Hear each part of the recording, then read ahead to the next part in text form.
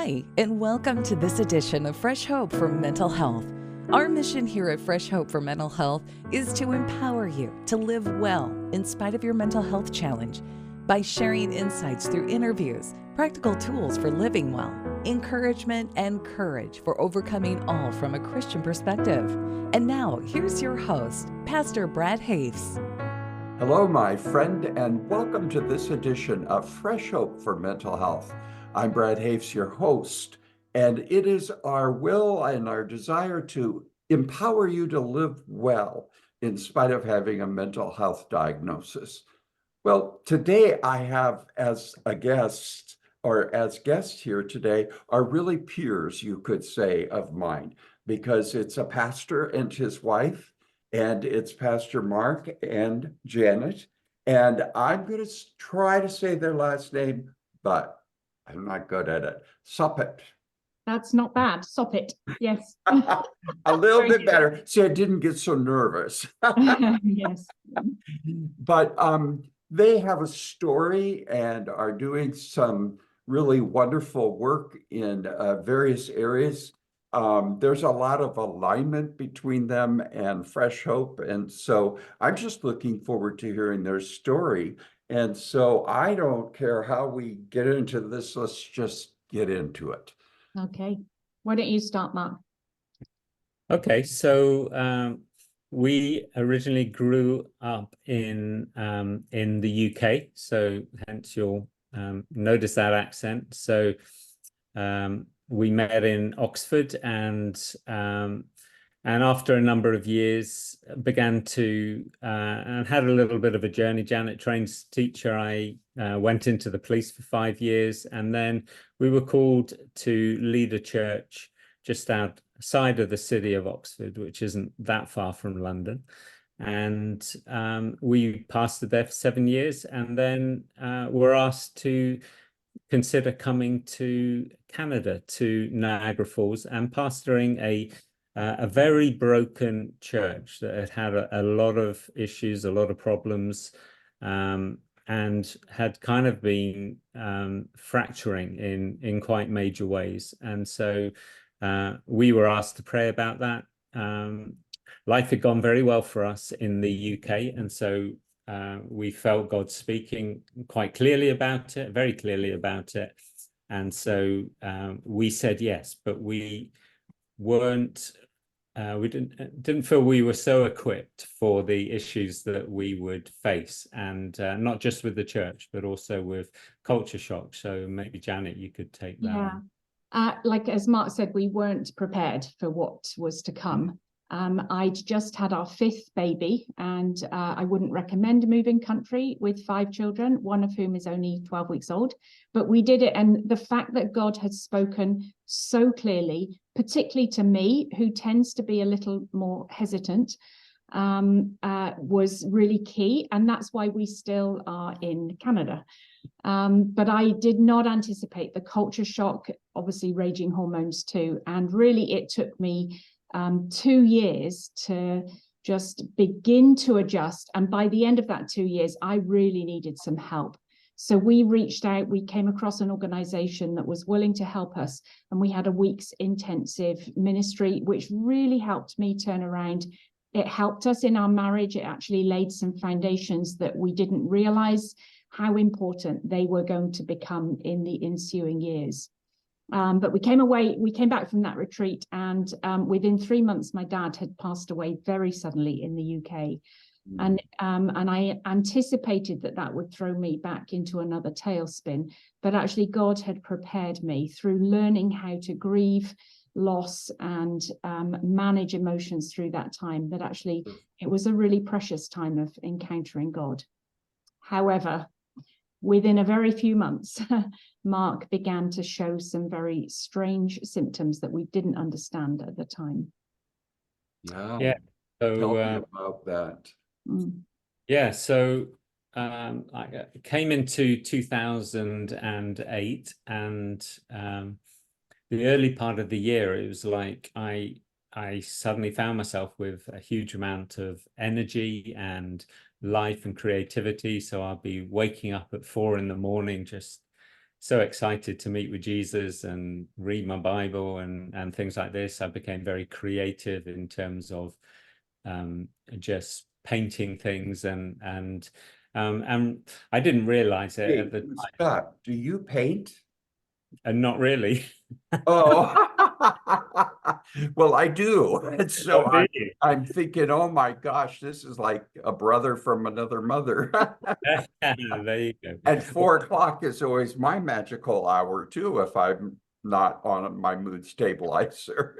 Oh, okay, yes. So yeah, you can kind of see where this was going. It was like I was really experiencing probably a hypermanic few months, and so I went through that, and then towards August time, I found myself in some areas of conflict, and conflict was a big thing for me. It was a big trigger in terms of my own background. I came out of a very traumatic childhood in many ways, and so there were issues that I hadn't dealt with, or just hadn't dealt with enough, that began to kind of bite me, I guess, some things that I just hadn't realized. And so from that kind of high, it was just a dangerous place to suddenly face feeling like you're hopeless and you're not getting anywhere. You can't get through this. What on earth's going to happen? I'm trapped in a dysfunctional family and I can't get out.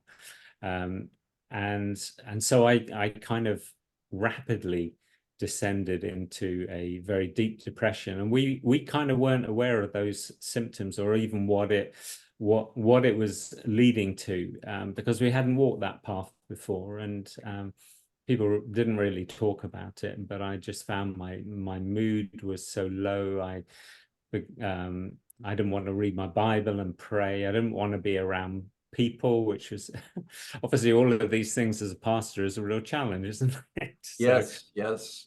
You know, one of the things that one of the doctors on our board of directors, how he defines hypomania and mania, he calls it surges of energy, surges of creativity, surges of fullness of life, if you will. And I think that's a really good way to look at it, because there's nothing, you know, that feels good when you have lots of energy and abounding, and, you know, but the crash is awful. Yes. And if I stay in that hypomania, which I had lived most of my life in, but I got into that perfect storm where was just not hypomania. Now it was full-blown mania, and then some, I swear. But you know what I'm saying. And so go ahead, Mark. Or Janet, what happened next? Well, we actually had a really supportive leadership team, and a really supportive overseer who has passed away since. And he came in and relieved Mark of some of his duties, but enabled him to continue working whilst we figured out medication and treatment. And I will say, Mark did everything that you're supposed to do, apart from eat candy. He had a lot of candy, but he exercised. He exercised. He tried to, you know, establish routines, and but nothing worked. Like medication didn't work. For years, we tried almost every medication on the market. And he got to a place after probably 2 or 3 years where he was able to survive, but not really thrive. And the church was doing better under the leadership team that we'd built up. But then we had some more conflict in the church, and Mark led us through that really, really well by the grace of God. However, in 2012, he just got to the point where he really wanted to be fully better. And but I'd been at home as a stay-at-home mum. I had 5 kids for like 20 years and was afraid about what that might look like. So it caused quite a lot of tension between us. And in that place of neither of us really knowing what to do, Mark ended up taking an overdose. And so he ended up quite dramatically in hospital. Obviously, the leaders then had to lay him off, so he didn't have a job, and I hadn't worked. So we were then into a deeper sort of chaos than really we'd ever experienced. Mm. But in that place, God was faithful. Yeah. So That at our deepest points of need, he's just there. Yeah, absolutely. Yeah. And he provided for me. Mark was in hospital for 3 months initially, which sort of tells you how serious it was. And then he was able to get treatment at a private medical facility. He did 2 stints there because the church continued to pay our benefits, which was a real blessing. I will say that unlike many pastors, our church was incredibly supportive. I know. Oh, that's wonderful. Yeah. Being in pastoral ministry is, when you're struggling with mental health, can be the worst because people don't understand it. And we experienced some of that, but our leadership team they stood with us and they supported us through it. Oh, that's fantastic to hear. And churches could really learn from those kinds of other churches, you know, to see how the body of Christ can come around, even one of their leaders, and really do what's helpful to them instead of creating more wounding. Yes. Yeah, absolutely. And there was one couple in the church that had been there for a number of years who had previously been pastors and had been involved in ministry, and they were amazed at how the church supported and treated us, because it wouldn't have been the same in their nation, for sure. Yeah. Well, and I think probably too, they could see within you, Mark, and I'm sure Janet, but Mark, that you were willing to do what you needed to do in order to get better. That makes a big difference, I would think. Then the hammer doesn't have to fall so hard when they need to take action. You know what I'm saying? I'm sure that had to be a long 3 months in the hospital. Yeah, I mean, that was a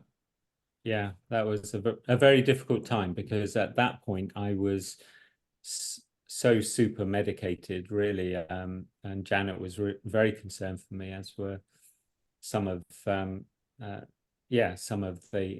people we knew. My brothers are both medical doctors, one's a psychiatrist, so so in the end we got a second opinion on just the amount of drugs that I was on, and that led to some changes. But the challenge for me was I was very, very drug resistant. There was I went through time, a very long period of time of trying to find some kind of combination that worked, and with bipolar, that just simply complicates the matter. And so medications while I was ill, I never really knew whether they were working or not, because when you get to feeling 70% better, then obviously you're not 100%. Is that because I'm exercising? Is that because I'm talking to someone? You never quite know on all of these things, and I was doing all of them, but never seemed to get. So were you diagnosed with bipolar 1 or type 2? Do you know? Type 2. Yeah, really, I was going to say. And really, my experience of those years was in very severe depression. I had that one kind of episode in 2008, and then predominantly after that, it was depression. I would still have some good hypermanic moments where I'd feel really good, and as you experience that yourself, it's nice to feel really good. It's just if it gets out of control, then that's not healthy at all. But I think I think one of the things that we learned on the journey was that actually mental health diagnosis is a bit of a crapshoot, really. Like, people are just trying to figure out what to do with these collection of symptoms, both in terms of medication, but also diagnosis. And I think by the end of, as Mark started to get better, which actually the doctors told him he never would, they said he would never be able to work again. But by the time he started to recover, he had a very big collection of diagnoses. Oh, yeah. Made some sort of sense. Yes, yes. Well, and I find that when we have Fresh Hope group meetings, we always share a short check-in. And one of the things is you say your name, you say your diagnosis, you share your mood and your ability to think clearly, and then hope tank. Well, sometimes people share their diagnosis, and it is every one that they've ever heard or been told, as opposed to what is the most recent. And Right. you lose the others, so to speak, but it's almost as though they wear it as a badge of honor that their diagnoses Yes. are, 3.5 miles long. Right, right. Yes, that's Well, true. tell me about how life has been since, because obviously they found something that works, some kind of combination, um, and all of those things. And it sounds like you really put your self into it, to recovery and working towards living well. Tell me about that process and how's it been since? Well, I was in that depression for 7 years, so that was a long period of time. Yes, that's a long time. And as Janet said, well, the doctors said I would, they didn't think I would get better. I didn't think I would get better, but Janet refused to give up hope. And so kind of around the 7 year point, we had this little conflict between us, which Janet, you might want to talk about that. Yeah, so like for 2 years, my counselor had been saying to me, you can't play tennis on both sides of the net. And I'm a pretty tenacious person. And I had tried everything I could do to make Mark better, and nothing worked. But I still kept trying until God brought me to the end of myself. And there were three things that happened at the same time that I describe as my perfect storm, that made me realize what my counselor had been saying, that I could not do this. And so I went back to her and I said, so I understand now, what do I do? And she said, you need to tell Mark how you feel. You need to go and see The War Room, which was a film that had just come out about prayer. Right. And you need to believe that God can raise the dead, because we were living with this prognosis from more than one doctor saying he would never be able to work again. And I just thought that is not God's heart for people. And so we went out for supper and I told him that I was not leaving him. I was absolutely committed to our relationship, but I was no longer going to do his half of it. And if he couldn't, I didn't know where we would end up. The next day I went to see The War Room, and Mark was so upset and angry with our conversation that actually anger is like a really good energy. He went and got a job. Just a temporary job for 3 days at a factory. But he stayed there for 5 years. And actually that was God's process of rehabilitation for him. He was working physically, which was good for him. It wasn't demanding initially for his brain, so that enabled his brain to sort of just come back online a little bit. And he was with people, but not like interacting closely. Mm-hmm. So he had the social connection, but without the demands on him. And all of those things together just slowly brought him back to life. And it really was a miracle, and God raising the dead. Yeah. For me, being in the working in this factory environment never would have been my background to even think that I'd end up there. But I met with God in incredible ways. It was like it was in that place that I learned to worship again. I learned to pray. I learned to intercede, and I could listen to podcasts on some of my shifts. So. So it was an amazing place to be. I think of Joseph being sold as a slave and ending up in prison. And from my perspective, sometimes going into these prison places can be places of restoration when you face betrayal and hurt from others, deep wounds that really you need to work through in a safe place. So when I look at Joseph being in prison, I don't see it all as completely negative, because sometimes anyway, it brought me back to life. Yeah, that's an incredible thing. And if and I'm sure that the depression I went through, and it was just as though, and I describe it, that when I would come into the room, I sucked all of the oxygen out of the room and breathed out black death air to everybody because I was just so depressed. I mean, and yeah, and so to start breathing life again is just it is raising the dead, you know, because I felt dead, and I'm sure you did too, Mark. And Janet, you're a lot like my wife. If you don't have I that would like to support, meet her. pardon? I would like to meet her. Yes, yes. Well, you will. You will. We'll see to it that you do.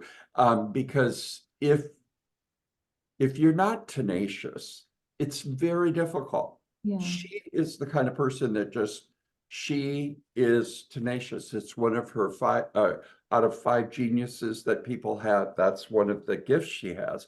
Thank God I married that kind of person. I mean, and she grew up with a mother who had bipolar disorder. Oh, So wow. she was not about to have that, and her mom had ended her life because of the bipolar. So the thing is that without that kind of tenacity that people can have, sometimes we give up on, Mark and I can easily give up on ourselves without treatment. Yeah.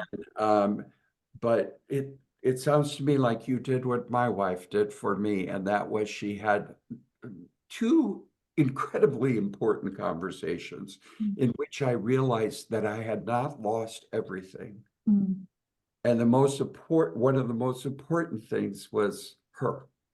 And I needed to do my part. Yeah. And I needed to get up and choose to live. And it really sounds like that. And sometimes it does take the anger, where you just get so, and pardon my language, but you get so pissed off at the depression, you tell it off, so to speak. Yeah. Well, I know our time is short, and Janet, we don't want you to have a whole bunch of students coming into, it looks You like. don't want that either. But you guys, just can you tell me in a couple of sentences where life is today and what you're doing, and then how people might connect with you? Well, I'm currently still teaching. You can see I'm in my classroom. I'm about to have a group of students enter. But we're in the process of setting up a life coaching business. We believe that what God does in you, he can do through you. And so we're setting up Living Well Coaching to be able to help others who are struggling, not just with mental health issues, but in all areas of life. Everybody struggles. Life is difficult. Right. Actually, we believe that God has a plan for everyone, and that plan is to thrive regardless of circumstances. Absolutely. And so we're excited for the journey that God has us on as we juggle the transition between this and our business.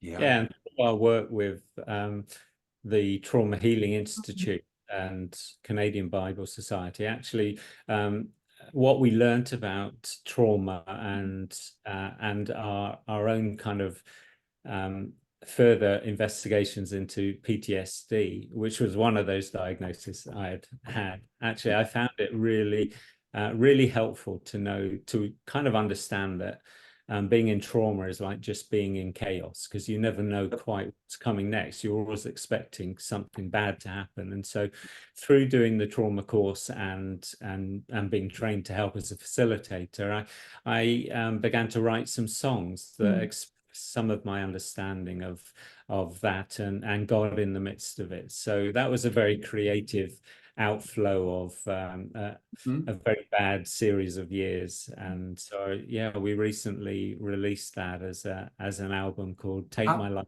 and Let It Be. So how do people find that? How do we find that?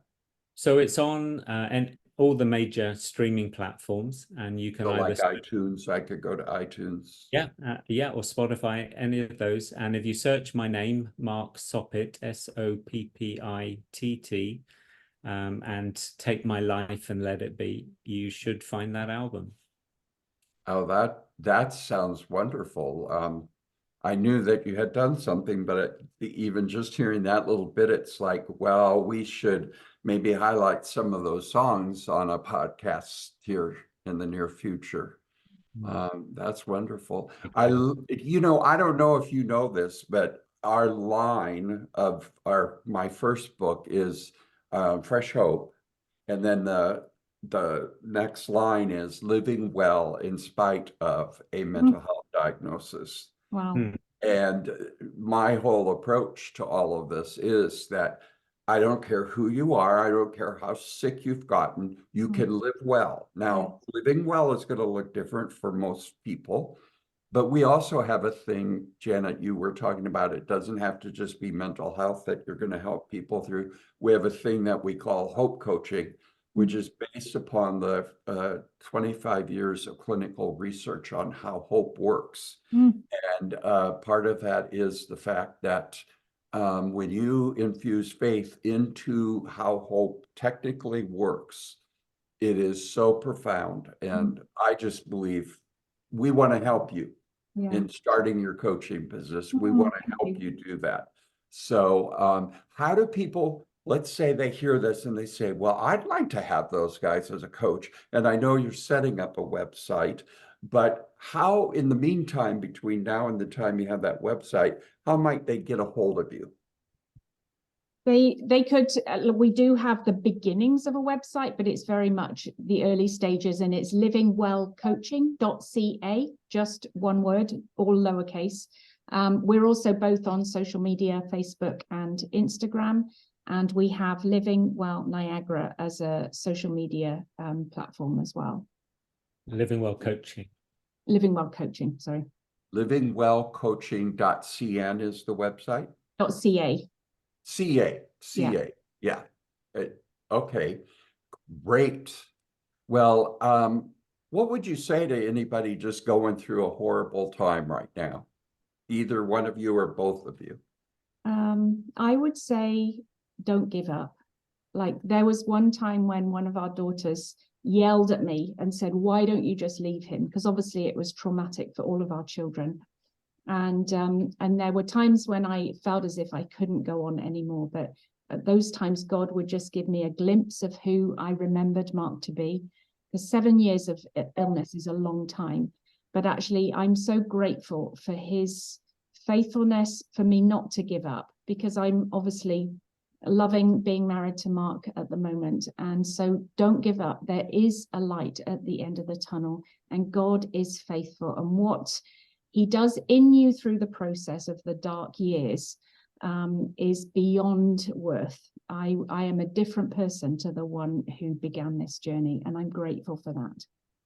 Yeah, and I would say just before I got ill, I felt God speak to me out of Philippians 1:6, that he who began a good work in you will bring it to completion until the day of Christ Jesus. I didn't know what was coming up that was going to need us to hang on to that verse, but it was certainly true. I couldn't do anything to bring myself through this for many years. You know, I just didn't have the ability, and yet God has brought us through, and out of the profound pain situations we go through can come incredible opportunities to love other people and serve the Lord in through these experiences. You two are, I mean, this is something for those of you listening. It's not like I've talked to Mark and Janet before. And we get these connection points and find out about people that I might interview or whatever, or sometimes folks contact me.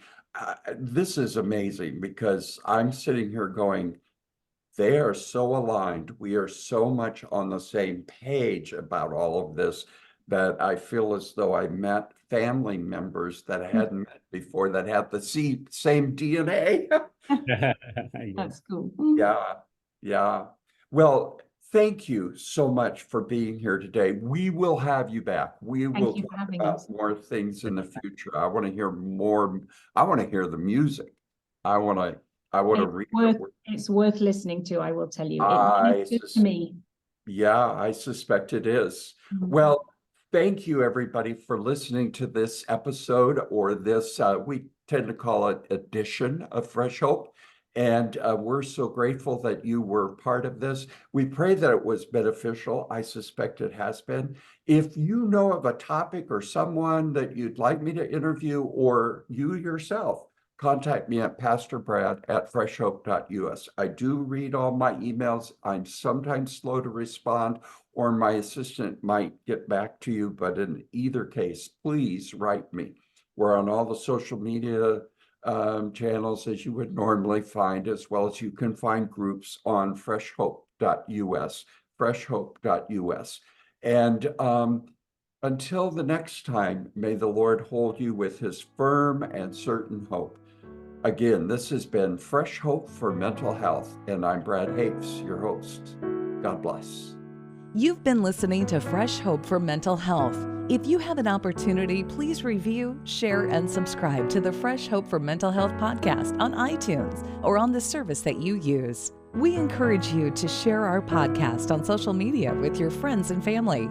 Previous podcasts of Fresh Hope for Mental Health can be found at freshhopeformentalhealth.com, iHeartRadio, Stitcher Radio, and iTunes. Fresh Hope is one of the leading networks of faith-based peer support groups internationally. For more information about Fresh Hope, go to freshhope.us.